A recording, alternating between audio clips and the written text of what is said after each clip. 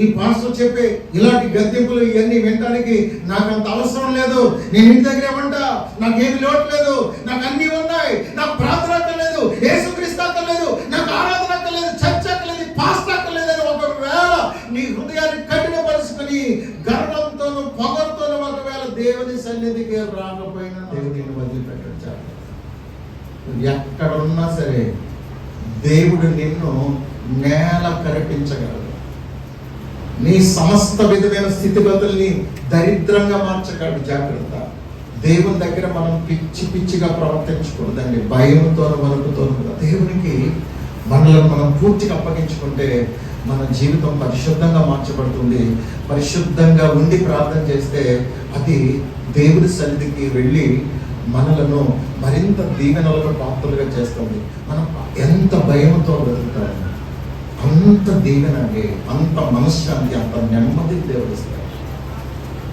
దేవునికి భయపడకుండా ఎవరైతే నిర్లక్ష్యంగా జీవిస్తారో వారి జీవిత పరిస్థితులు రోజు రోజుకి క్షీణిస్తూ పరిస్థితులు తారుమారైపోతాయి.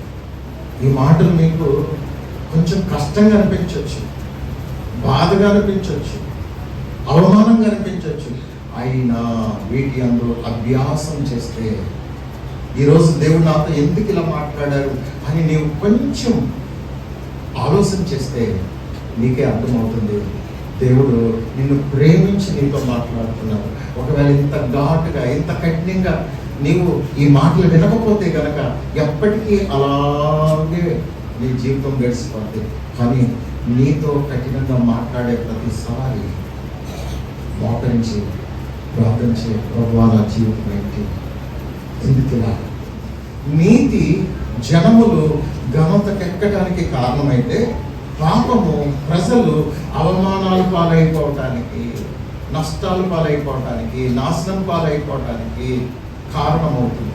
అవమానకరమైన పాపాన్ని పసిగట్టగలిగితే మనం నీతిగా ఘనతకెక్కటానికి దేవుడు నిర్ణయించి మనల్ని ఘనపరిచి గొప్ప చేయడానికి ఆయన ఇష్టపడుతున్నాడు.